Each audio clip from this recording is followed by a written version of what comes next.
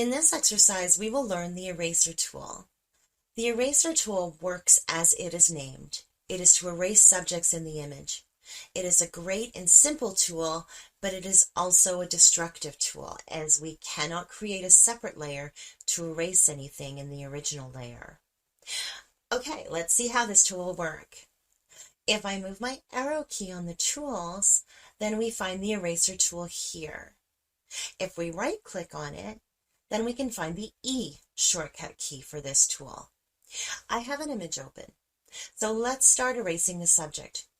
Boom! We can erase anything. We can also change the brush size with the left and right bracket key. But I don't use this tool too much. I always mask to remove things, and we will learn about that tool in the next exercises. Okay, in the next exercise we will learn the background eraser tool.